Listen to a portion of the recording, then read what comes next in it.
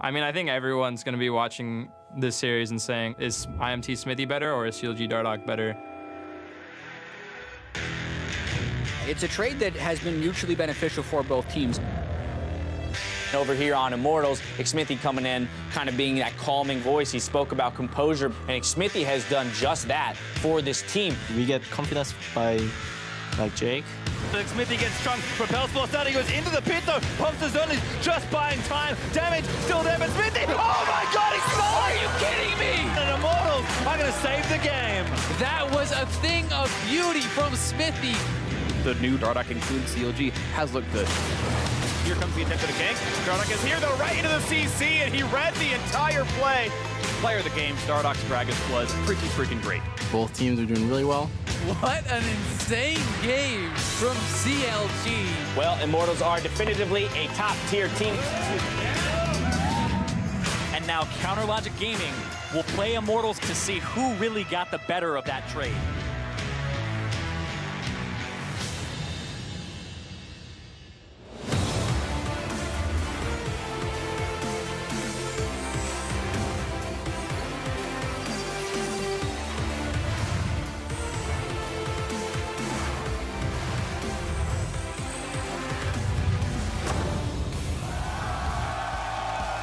Welcome to Week 4 of the North American League Championship Series. We've got battles for first all weekend long, starting with today's marquee matchup between Immortals and CLG, as the fans have packed the arena to see which of the two junglers will reign supreme. The talk of the town, the trade that came in earlier in the split. Hello, everyone. I'm James Dash Patterson, and joining me to break down today's matchups is former Amumu god Sam Kobe Harvey. So what happened, man? That's a long time ago. I don't know. Those Amumu mechanics left you? I thought he was my friend. Yeah, QER. Okay, there it is. Let's get a reminder of what's at stake this weekend. We've got Immortals, Team Dignitas, and CounterLogic Gaming all fighting to hold on to first place, while teams like EchoFox and Cloud9 are on the outside trying to break in at 3-3. But none of that is set in stone, especially with our matches today. It all starts with our battle for first place as Immortals and CounterLogic Gaming face off in the battle arena. And after that, rookie jungler Mike Young and Phoenix One face off against Acadian and EchoFox. But all eyes are going to be on that first matchup. And to kick off that discussion, let's go ahead and hear from Darshan and his thoughts on facing his former jungler of 2 years. Playing against Immortals will probably be like the first time I've played against Xmithie. And that'll be interesting because, you know, having played with Jake for 2 years, like now him being on the jungle for the other team, like he understands probably better than any other jungler, like how I play the game. Jake plays pretty well with Flame, like inking Flame a lot, and then he also plays really well with Ole in the mid game. So kind of like how he used to play with Afro, like the jungle support duo, it's kind of like Ole now.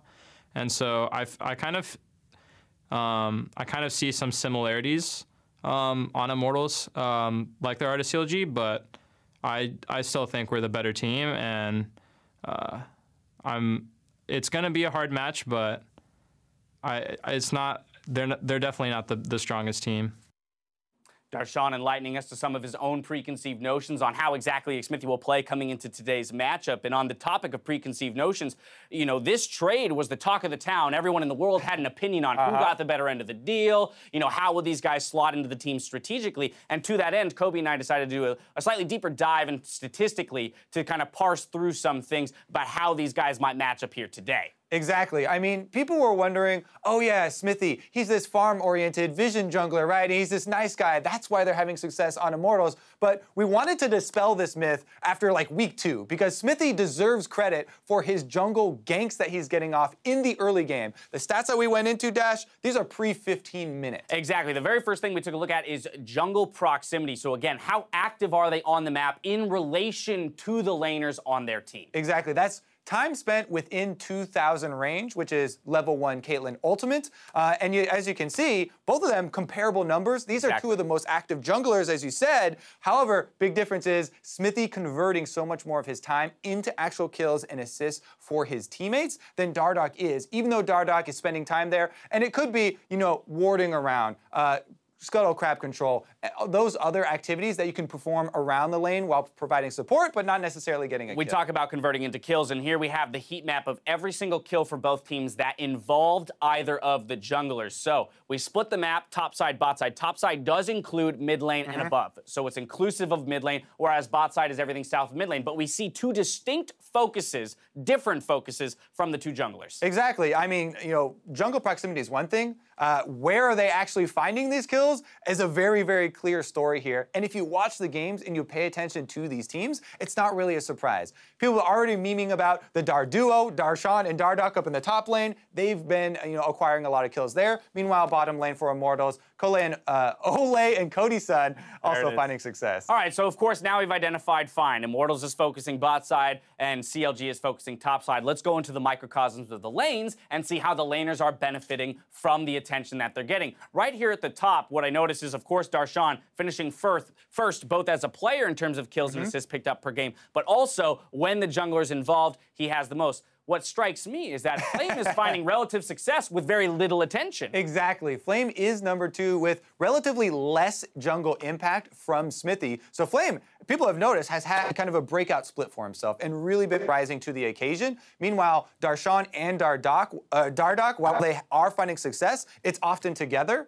And they're both benefiting. So let's put some numbers to that jungle proximity. When we look at the time spent on the top side of the map from both junglers, again, this does include mid lane as well, Dardoch spends an average of 7% more of his first 15 minutes on the top side of the map. That equates to 48 seconds of in-game time, which is pretty significant. Exactly. I mean, that could be multiple ganks, the scuttle crab and the vision that we talked about, or counter jungling. It's actually a large amount of time within League of Legends, even though it is under a minute and people are kind of brush it off. And to some degree, it speaks towards the play style of the mid laners, and in particular, Huhi. Again, we've seen him on picks like the Aurelion Sol where he loves to roam. Well, guess what? He's linking up with Dardoch quite often to make moves around the map. And that's the key. Your question about how well are these junglers actually going to be integrated into the teams has been so successful. Huhi is still playing that roam style. They're still finding kills. He's already having success by himself, but a lot of the time, jungle proximity could be mid laner and jungler close to each other in the bottom lane, and they're roaming together and making it work that way. Speaking of the bot lane, it's no surprise that when we move ourselves down there, Immortals tops the table again. Cody-san and Ole, who deserve lots of credit in and of themselves for being first in the league there. Clearly, when the jungler is down there, I mean,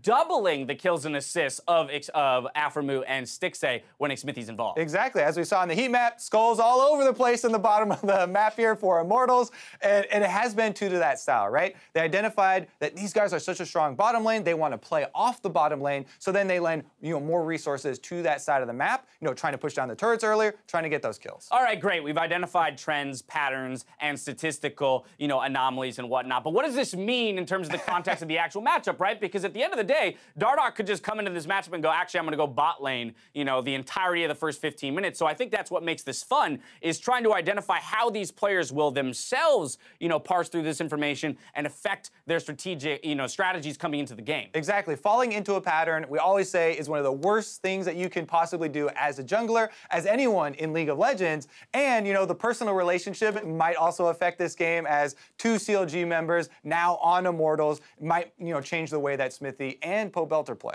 All right, with the spotlight on the jungle matchup, it's time now for us to throw it over to the casters to kick off the matches. Enjoy.